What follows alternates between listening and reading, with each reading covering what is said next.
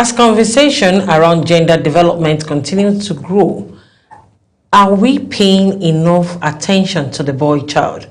Today on Women's World, we'll ask the difficult question, are boys being prepared for leadership, responsibility, and family life?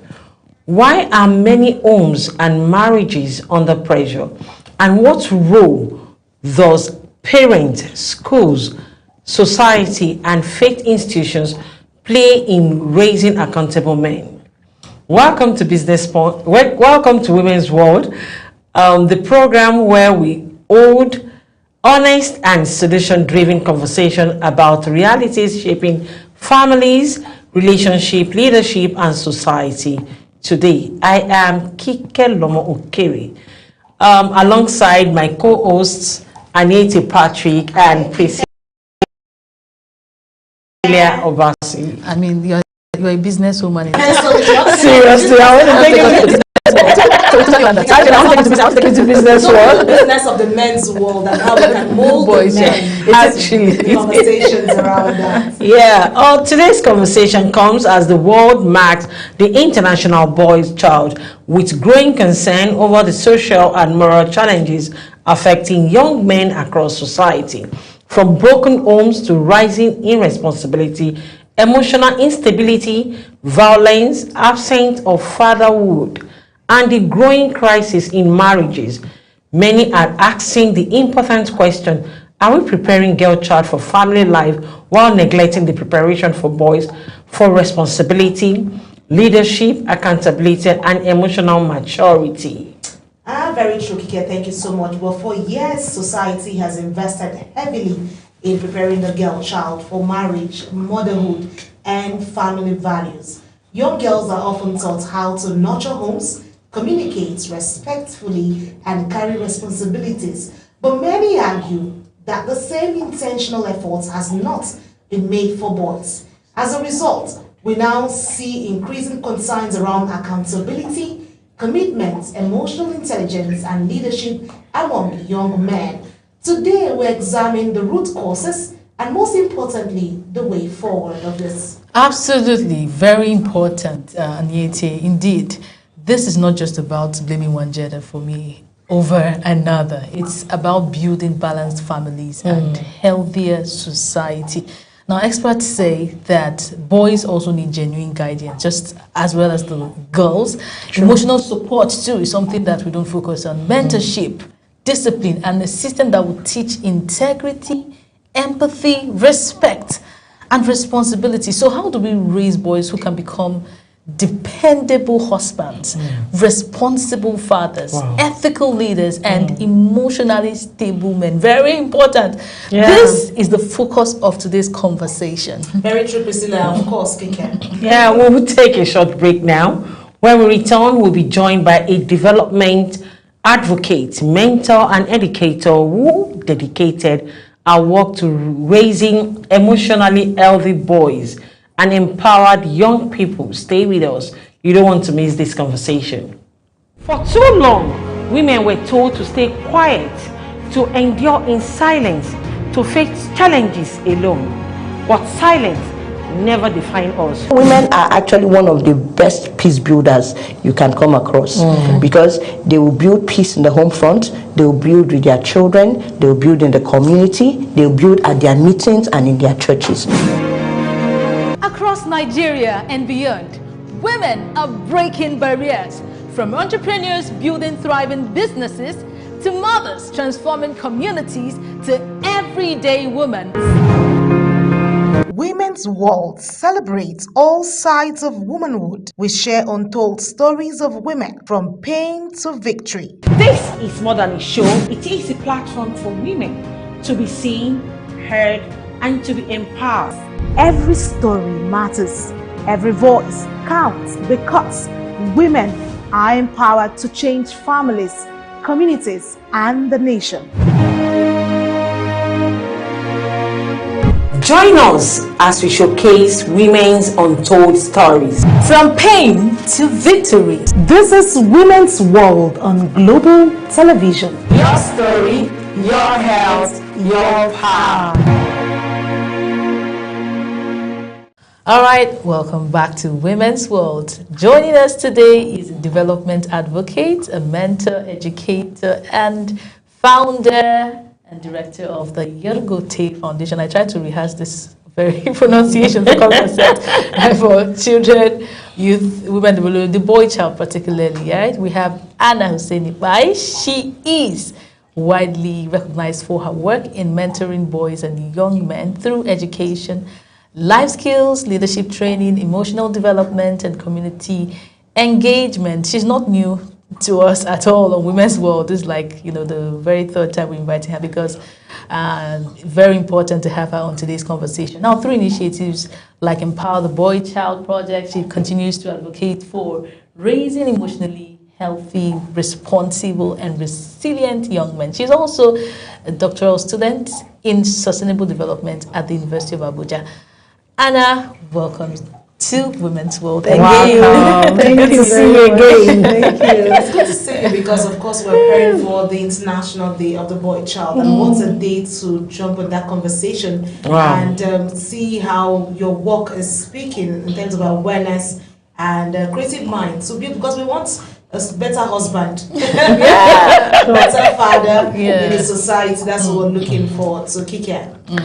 Actually, many people, especially many society, intentionally prepares girl child for family life while leaving the boy for the society to grow. Let me say it like that, or you will grow into it. Do you agree with this? What do you think are the major consequences for neglecting emotionally, let's say, and moral development of a boy child? Ooh, thank you again for having me today. It's always interesting to sit here and have these conversations because we pour out a lot of things we have in our mind.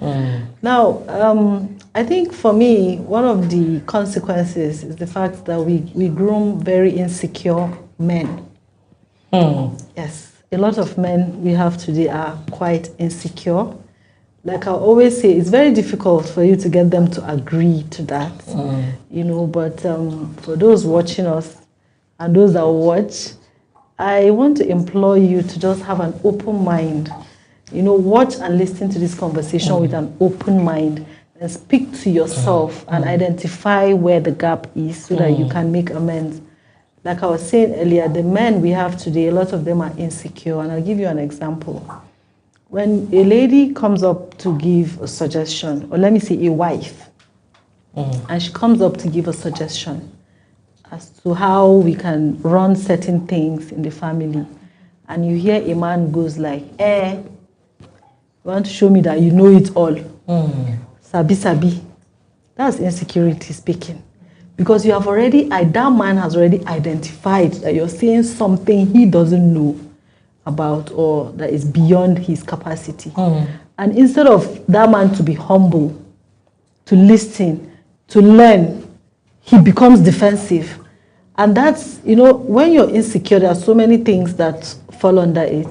There is the aspect of low self-esteem. I mean, generally, it's somebody with a low self-esteem that will hear another person talk, and the first thing that comes out of their mind, they think they know it all. That's low self-esteem. That's true. So we've bred a lot of men in that category, and a lot of other things fall under it. And that's where you see a man trying to shut the woman up. You talk too much. But what is she saying? Have you listened to it? Have you analyzed it? What can you pick from it? Somebody can talk for 2 hours, 3 hours non-stop. You don't have to pick everything, but listen with an open mind and pick what is important. Leave out the trash, or whatever you think is trash to you. Leave it out. But that insecurity is eating up a lot of men and is causing a lot of havoc. I like the fact that you said that insecurity is causing a lot of havoc, because talking of havoc, we have a whole lot of havoc happening in marriages in society today. And that's one of the reasons why we said we needed to speak to you on these issues on how to mold men for a better future and better homes. Because I see in the society that we have less men. Let me not put the word less. It doesn't look like, let me not sound offensive to the men folks. We have a few men who have family orientation, who really want us to be husbands, who really want us to be fathers, You know, some got married because they said it's almost time now. Why are you bringing us a wife? Yeah, exactly. You know, and they were probably not mentally stable or mentally in that state of mind to want to be in a family, because look at time is ticking, the clock is ticking rather, and I need to get a family, I need to get a woman to bear a child, and that comes to play in marriages. To sustain my name. To sustain my name. You know, those are the things we see as hindrances or challenges. So we all witness in society the increasing crisis in marriage and relationship. Today, your view, how much of this is connected to how a boy is raised, starting from the foundation of his family and the preparedness of him into that relationship that eventually gets into marriage, and how he sustains it based on the foundation he's been raised So I with. need you to wrap up the question in So like basically, I'm asking straight, Yeah. like with what we see in society, marriages, Crashing, relationship, yeah. the crashes. How would you say you have done that to empower the young minds you're training today to get into a better fold and divert or go against this trend of marriage crisis? Yeah. In terms of mold, I want to talk about the molding of the Yes, life. okay. How in I your get view has that I get it changed now. now? So while you were talking earlier, you mentioned some skills that should be inculcated into boys. And like I said the last time I was here, we're teaching them about 24 skills. And I feel that all of them are kind of interconnected because, well, you can learn some in isolation, but if you have all of the skills we're teaching as a whole, you become a better person, like an all-rounder. So, you know, like I said again in one of our sittings, the girls are being groomed. The mothers that are grooming girls have not even, cannot identify or label. They are not labeling some of the skills that they are teaching the girls. So skills like empathy, skills like communication, they are just teaching it, but they are not really labeling it as such. You know, because they don't really even know to label it like that. So some of these skills that you mentioned, confidence, boldness, whatever it is, empathy, you know, even hygiene. Now, I was talking with someone and she said, and I said, as mundane as it sounds, it has cost some people job opportunities. Very true. You walk into a room and the smell you come in with, the interviewers can't just wait for you to get out. And so they are not even listening to you, and so they can't even appraise you appropriately, so you lose that job. So as simple as that sounds, is part of what we teach. So in grooming the boy child, we have to focus on certain skills like self-awareness. A self-aware person will be open to learning. A self-aware person will be teachable. Yes. You don't get a self-aware person saying things like you think you know it all. Yesterday I was having a conversation and someone said, oh, it's now. She has just graduated and I don't think she's the first.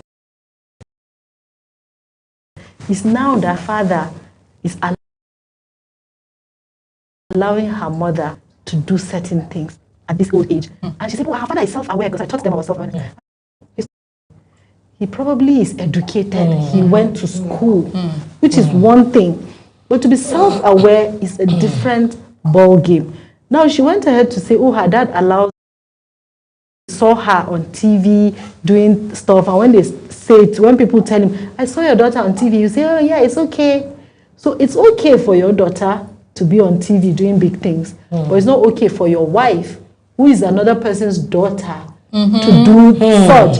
True. So I now said to her, I'm sorry, your dad, let me say he's educated. He went to school, but he's not self-aware. A self-aware person will not choose who to let thrive. If maybe he's letting you, his daughter, thrive now because you are not even with him. He's in a different state. Yeah. So to an extent, he can't control what you do. And so he's excited that you're thriving, but his wife cannot thrive. So a self-aware person will be balanced. You understand? He will be emotionally intelligent. He will have empathy. He will be hungry to learn. He will be hungry to want to be a better person. So top for me on the chart for every individual, irrespective of whether you are a young boy, an older man, you know, the only constant thing in life they say is change.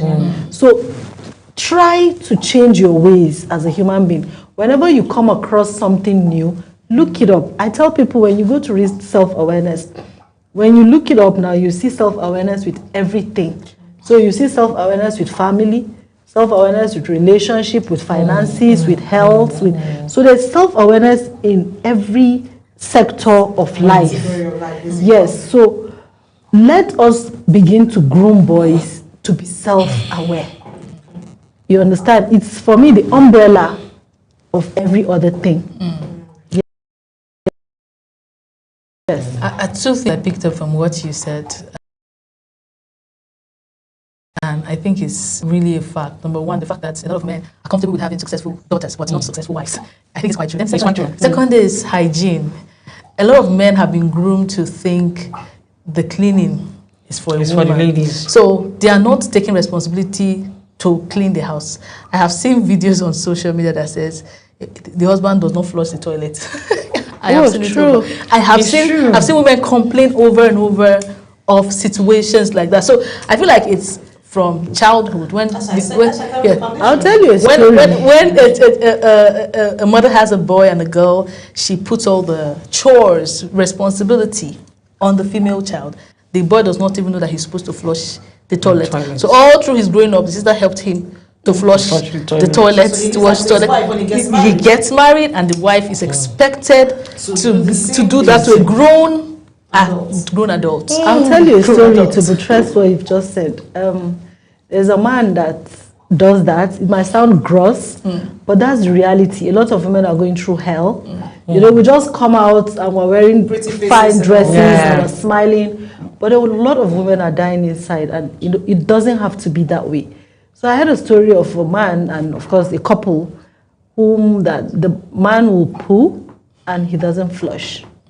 And he uses towel to wipe, to wipe his behind. Body towel. Yes. So they buy this small size towels for that purpose. And when he does that, he drops it for her to wash. Yes. And when she complained, he said, what are you here for? Or something like that.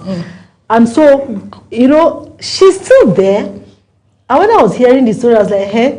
And I said, but they don't use all these small towels in the house for any other thing because she suspects that he has used it. And I'm like, but you're condoning that. And so you are encouraging that behavior to continue. You will come back and meet that towel where you dropped it. Waiting for you. And when you step into that toilet, you will clean it. Because, I know it's not every woman that is confident or knows her onions. And when you do certain things, they label you. Oh, she's very stubborn. She's very disrespectful. She's very arrogant. And I say to men, can you stick to the crux of the matter? Don't try to run away from the reality by labeling the woman whatever you want to label her. For me, I'll tell you, whatever you want to label me, that's your business. But I am sticking objectively to the issues. You understand it? So, very true. There are so many other incidences, but we'll have to go on. Let's stick to the incidences and the trend. Of course, I mentioned the issue of the dramas, the chaotic problems we have in marriages due to the foundational faults. Exactly. That's where it starts from. If you have foundational faults, how do you deal with them? This is an instance of the using of the restroom or, where one goes to be. But let's talk about laying of beds. As simple as that.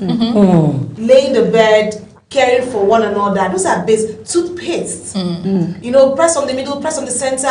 All of that. This thing starts from the foundation. And then we have the fathers who the boy child looks up to, and he sees certain character being exhibited in the home front, where mother might be in the kitchen. The girl will go and join your mother in the kitchen. And the boy will want to sit to that in the living room, either watching TV, or also reading the papers or listening to music, and nobody says move out. But I'm grateful to the fact that mothers of today are adjusting, and which aligns with what your vision is with the Yagote Foundation, which talks about molding this men. I was giving an instance to Kiki and Priscilla before we came into the studio to speak on this issue. I said, I'm from the south, from Akwa Ibom, and we have the fattening room in the Cross River side, where the women are prepared. In the fattening room, you're giving the guidance how to honor your husband, same as the crown, and all of that. When do we start having the fattening room for the men? Exactly my question for her. That should work, because it's not about her fattening up in terms of body size, Of course, of but course. fattening you Yes, to your yes, mental yes, state, yes. that the family and the woman is not a slave, but a partner that you should work as team players Yeah. to make the home sweet, because you don't need to endure your marriage. Yeah. You need to enjoy the marriage Exactly. or the relationship, because you had a life before you met with somebody to Exactly. build a home. So I don't know if foundation. So I'll says start that. with The family room. no, the family room will come later. The earlier part where you talked about the habits, those Yes, are habits habits, that the boys grew up imbibing. Yes. You know, the issue of pressing the toothpaste, whether it's from the middle or from the end or whatever it is. And, you know, Laying the those habits, you know, they said it's easier for people to do pick what you do and not what you say to them to do. So when the boy child is growing up in a family where all of these kind of habits are being exhibited, it's very easy for him to pick on them, right? Yes. So if a boy grows up in a family where the father is beating the mother, he sees it as normal.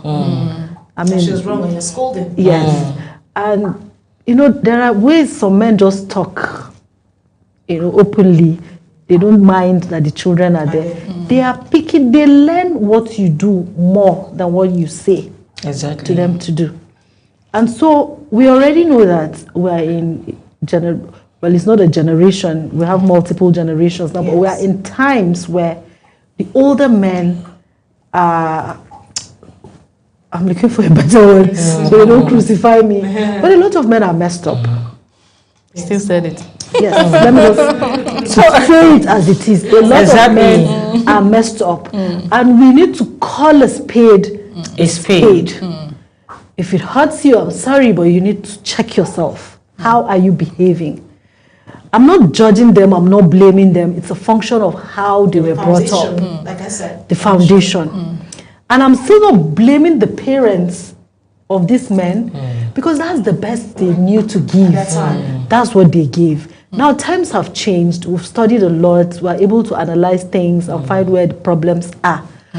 Just read up again about self-awareness and you'll be able to open your mind to learning new things.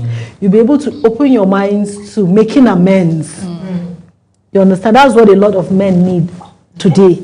They need to make amends. But before you're able to make amends, you need to agree and align to the fact that you need that amendment. Right?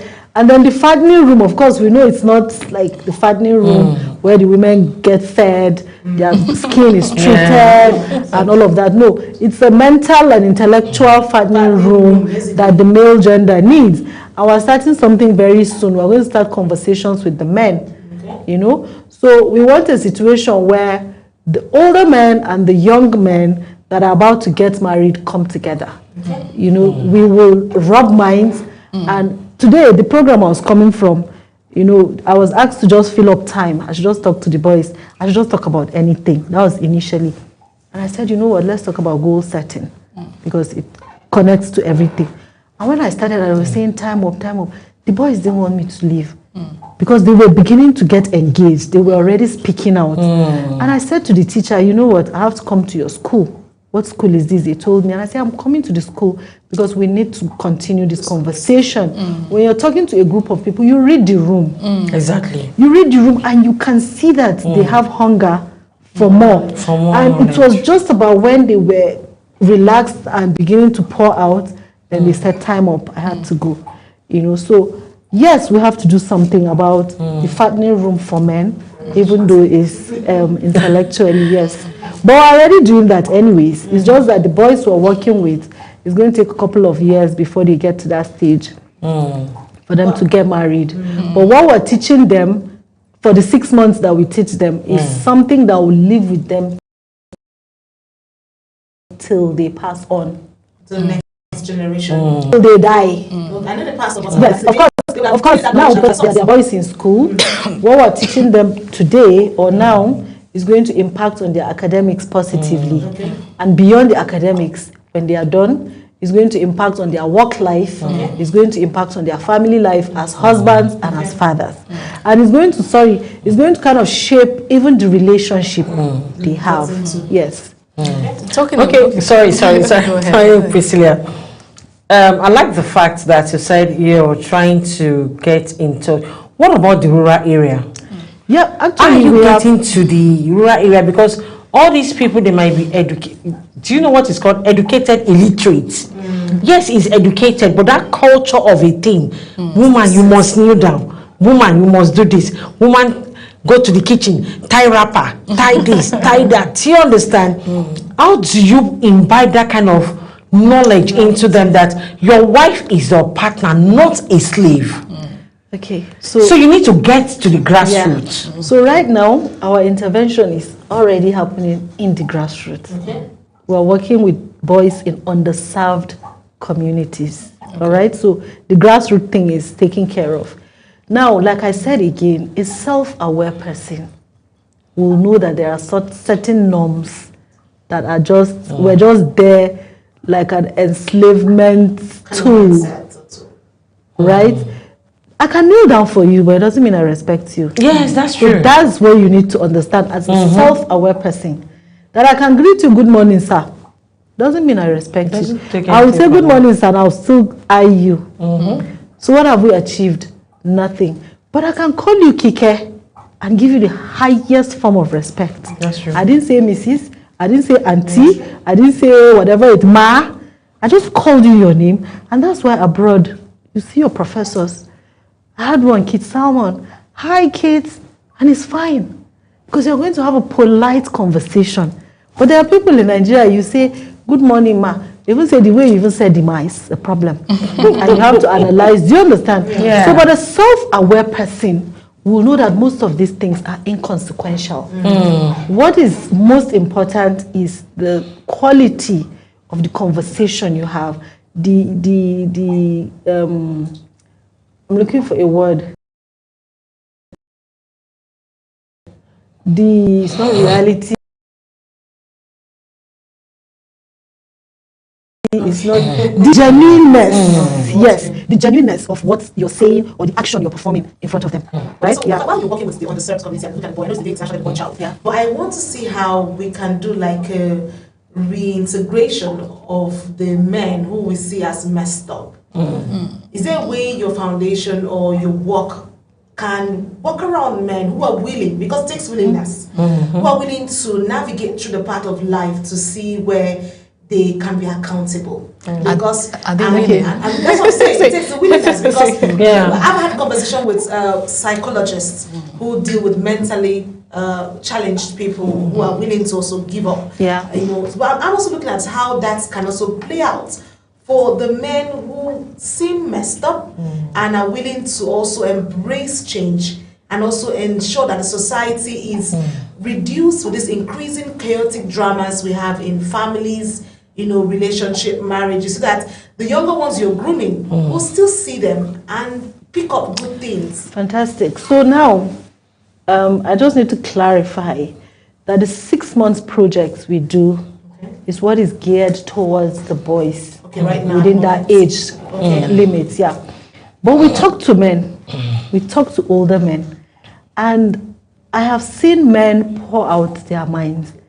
That's a I have met someone recently that when I told him about what we do, you know, since that day, I think we spoke for almost 2 hours. Okay. Good. And I had to be patient So this- because I just realized, oh, he has identified a safe space. And he's poured, oh, I remember this happened, that happened. You know, at some point we'll laugh, at some point it will be like he's trying to become emotional. And I just let him pour out because for some, they'll say, oh, I've never actually talked about this, but this happened, that happened. And you see men, some are over 60, some are over 50. Yes.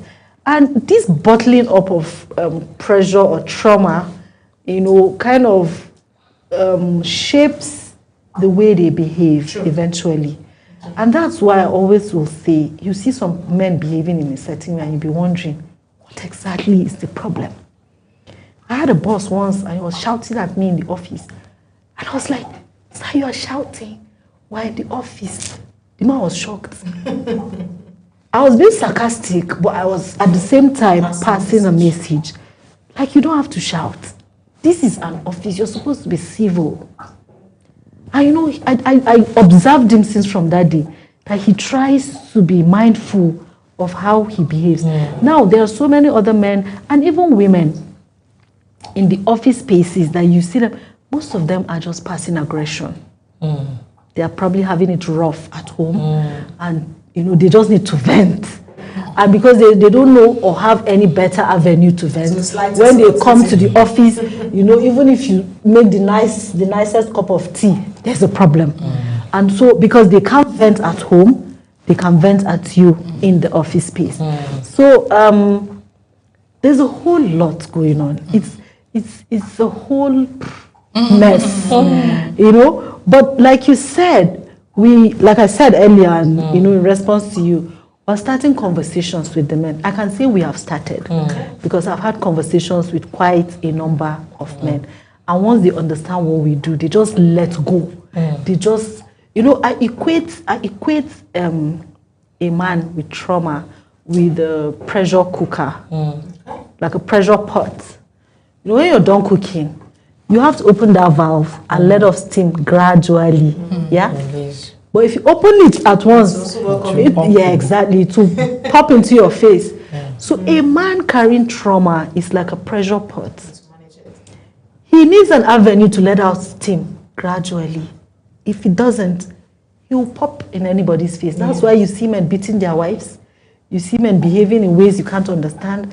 You see men thinking starving their family is the best way of punishing them. And keeping malice. Keeping malice. That's even the lighter side. You know? Okay. Yeah. Okay. So let's talk about modern day marriage. Yes. Now, there seem to be a set of women that feel, no, we're not going to take it anymore. Yeah, and are beginning to retaliate to this set of men that are not groomed properly. Some are going overboard. Some are, you know, hiding behind those going overboard. But there is a movement that says, we no go agree. Do you understand? And for me, I kind of see it as, you know, desperate times requiring desperate measures. There are times that desperate measures can actually solve it because you are going towards the extreme. You need another extreme to push you. Maybe you don't need to go to the other extreme, but push you back to where you're supposed to be, right? So it can be that narrative. You know, I can decide to look at it from that way. But if nobody is there to say, okay, can we stop? We have pushed. You see that what we're trying to repair will now go overboard, and our children will learn worse from that and start to exhibit worse characters.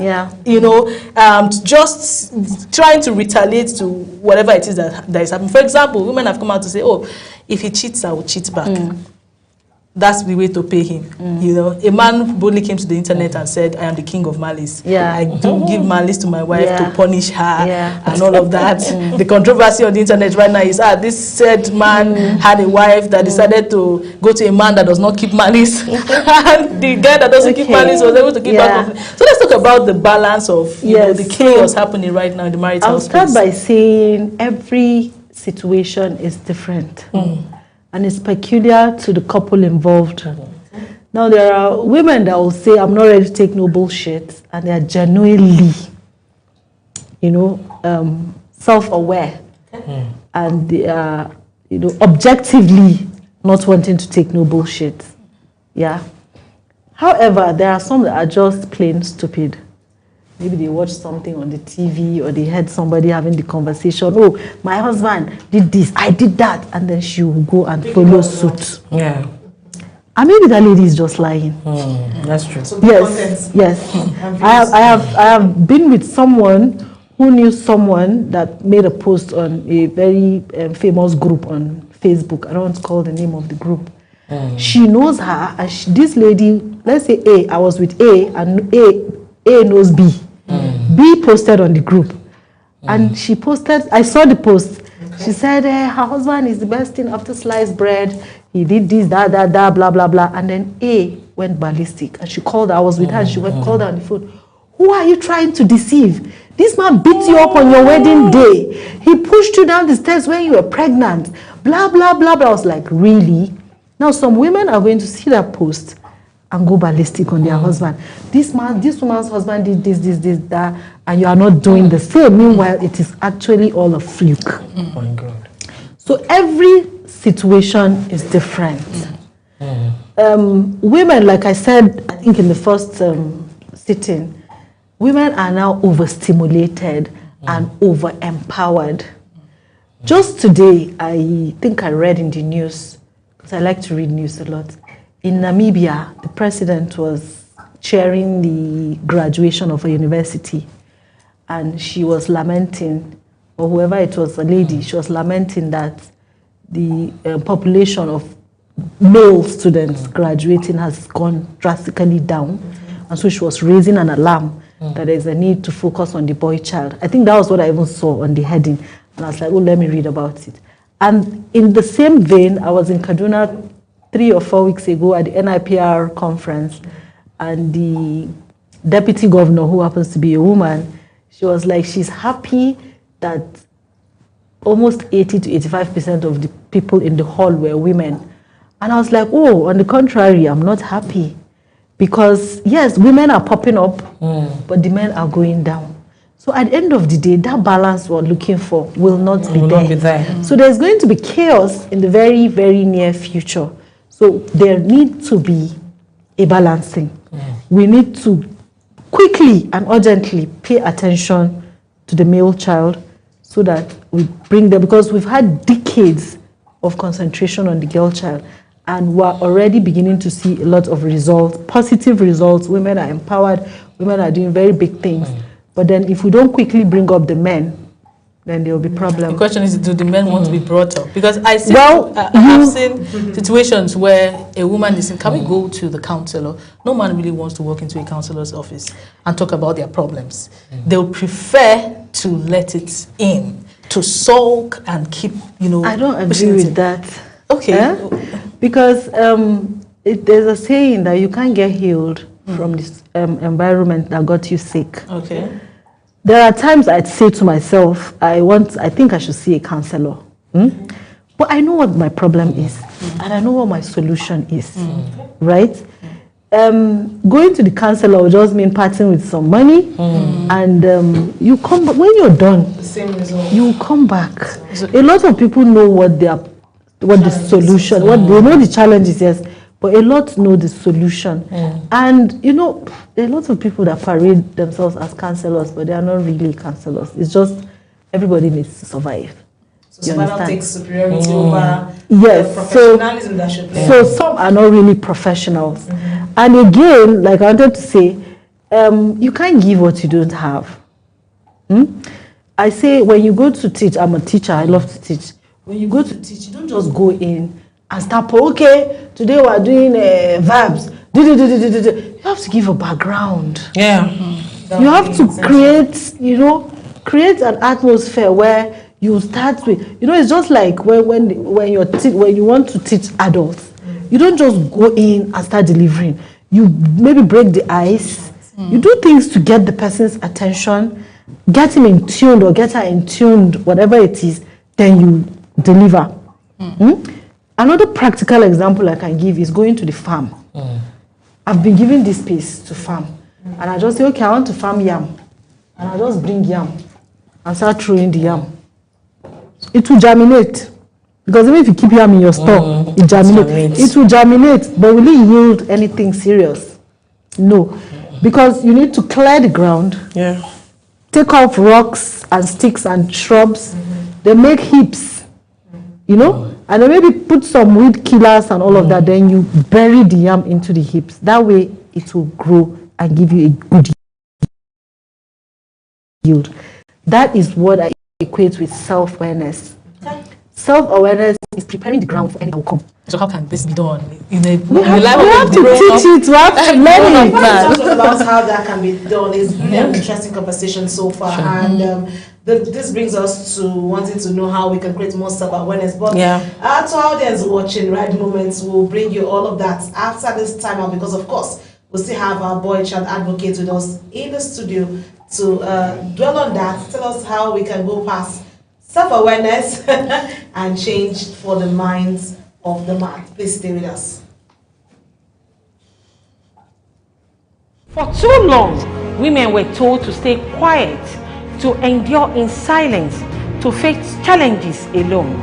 but silence never define us. Women are actually one of the best peace builders you can come across because they will build peace in the home front, they will build with their children, they will build in the community, they will build at their meetings and in their churches. Across Nigeria and beyond, women are breaking barriers, from entrepreneurs building thriving businesses to mothers transforming communities to everyday women. Women's World celebrates all sides of womanhood. We share untold stories of women from pain to victory. This is more than a show, it is a platform for women to be seen, heard, and to be empowered. Every story matters. Every voice counts because women are empowered to change families, communities, and the nation. Join us as we showcase women's untold stories. From pain to victory. This is Women's World on Global Television. Your story, your health, your power.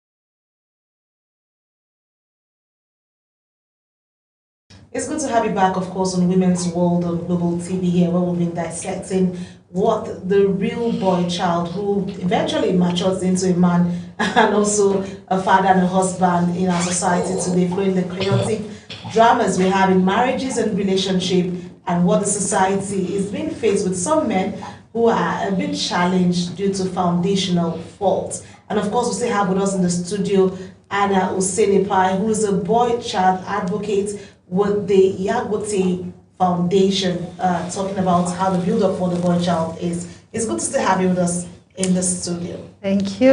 Okay, so Priscilla was on an issue. Okay, Yes, I want to take it up from there. I noticed that in society, single mothers, when they raise a boy child, the way the boy child will take care of a woman is quite different from a boy child that grew up with both parents, because the boy child will see how the mother struggles. Whatever the mother is doing, he wants to help out.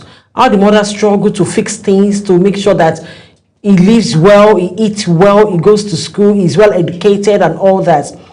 The way and manner that when that boy grows up, the way and manner that boy treats a lady, as in you will treat that lady like a queen. And we don't see that So much with we don't see that in a boy child that grows with both parents. So how can families raise emotionally intelligent young men without weakening discipline and responsibility? What role should a father play? Okay, well, your statement is not entirely the case all the time. So it all depends on the individual. So I've also seen boys raised by single parents messed up. So maybe let's say single responsible mother. Exactly. Single responsible mother. So that's the differential. So there has to be that sense of responsibility in, and then it's not just the women. I know someone, a single father, who got a girl pregnant while in university, and his mom took, because the lady said she didn't want the baby, and the mom took the child. The father or the mother? The father's mother. Okay, the father's took, mother. Yes. Okay. So, but he eventually took responsibility for the boy, and it's a sight to behold, because I think he's an engineer. I met him. We are still saying the same thing. No, his mother That father has a lot to play in the boy child, because if you look at what I'm saying is, it's an individual thing. okay. So irrespective of whether it's a single mother or a single father, it's about intentionality, it's about responsibility, it's about the culture, the habits, whatever it is that has been inculcated into that individual. Okay. You understand? And so that's what you're able to give back. Yeah. Like I always say, you can't give what you don't have. Yeah. I think I kind of So I understand where what she's coming saying, from. but it is not always the case. So we can't kind of box it all in a corner and say the sons that were groomed by a single mother, responsible mother, single Responsible mother in the whatever family. it is. I have also seen a lot of responsible men that have come out of a complete home. with the help of their mothers. So at the end of the day, it boils down. There's always a woman No, picture. wait, the women play a role. And again, I'm a woman, yes, but I don't want to also box that into a corner to say it is always the. I have seen again very responsible men in a complete family unit that have put down their foot. I know someone, he's late now. He had a daughter, just one, but the mother won't bathe her. She won't prepare her food for school. She won't do nothing about the girl. He did that. The girl had a hole in her heart. She eventually passed away, and now he too has passed away.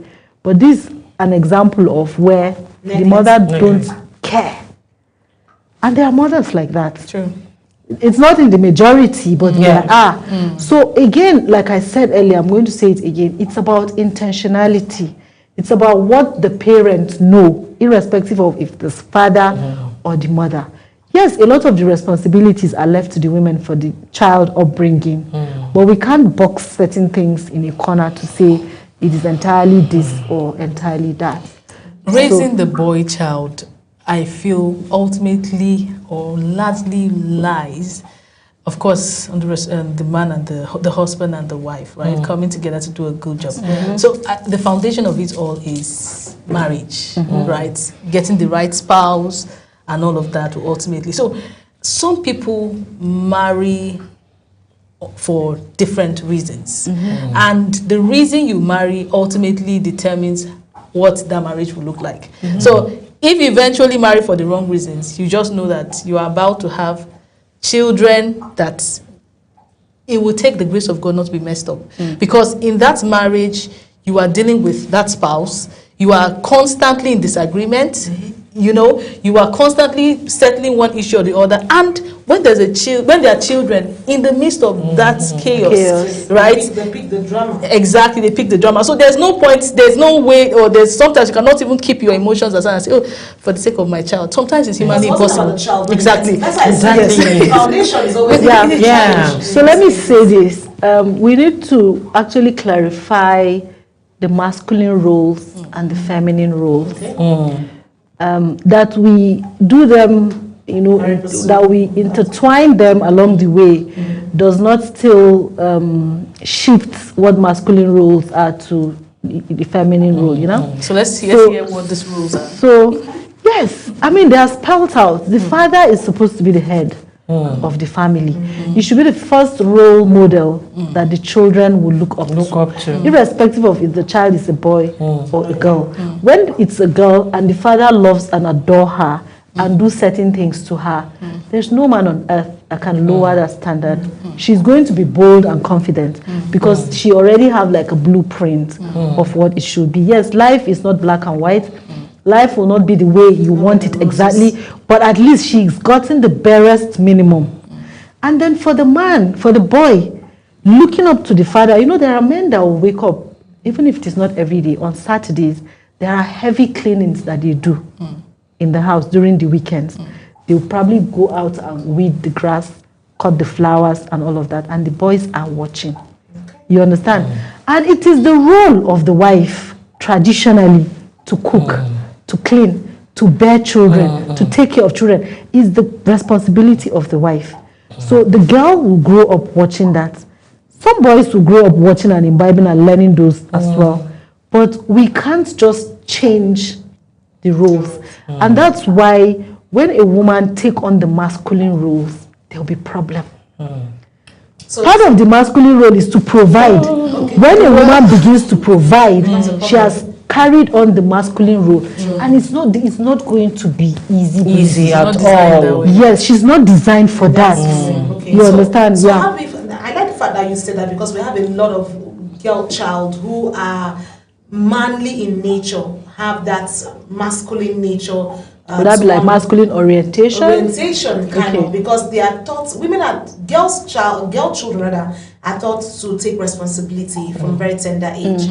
So for first daughters, for instance, I'm going to use myself as an example, where you were taught responsibility, care, and looking out for your siblings, Younger ones. younger ones. So when you have that mindset and you're stepping into a relationship, like I always tell people, try and be feminine when you get to that spot, because you're no longer playing the masculine role. But in the eventuality where you have to stand in because of circumstances, doesn't mean you should outlive or outdo or take the respect role out of it. You should find a balance. That comes also with the foundational thing for the female and the male child, where during raising of the children, so there's a balance. While you're doing the circumstances of life comes to you, find a balance, be contented, be respectful. Those are things I also feel your foundation should also look at while you're promoting. Can I add to what she has said? Please, let me just add. I want to add to it. Okay. I want to add to what you have said. Okay. So, just to add to what she has said, you also said that there are different roles, right? Yeah. I feel that a way a lady has been groomed by her parents should also matter. You get, in the context of marriage. This is to say that a man that wants to go marry maybe a first girl should understand where she is coming from. A woman that wants to marry a last born as a boy should understand where he is coming from. Okay. So in a situation where a society has programmed everybody to say a man should be this, a woman must, must be this. Let me address what she said. Like I really wanted to address what she said. Now, in grooming you as a first child to be responsible does not automatically fling you into a masculine role. So we need to clarify that. It's not like flinging you, but it's giving you orientation of responsibility. Yes, responsibility does not equate to masculine roles, right? Provision. Provision. She just said provision. And that's what I'm trying to clarify these things. Now, when parents expect their first daughter to provide, that's wrong. That's what makes it toxic. So we need to, that's a bit toxic, right? That's why I said I don't want to just fling it into, training you to become or to fit into a masculine role. That's some toxic kind of grooming. Because, you are the first daughter and then you are expected to provide for your younger one. It happens. But the parents are knowingly pushing their daughters into stuff that she does not have any business with. Because if you, as the father and the mother combined, cannot provide for your family, what do you want that daughter? What are you expecting her to do? You are pushing her into the ills of the society, and that's why I said it does not equate to masculine roles. All right, thank you so much. We would have loved to take more of this, but time is not on our side. The conversation around the boy child is no longer one society can ignore. Building stronger families and healthier communities require international investment in both the boys and the girls.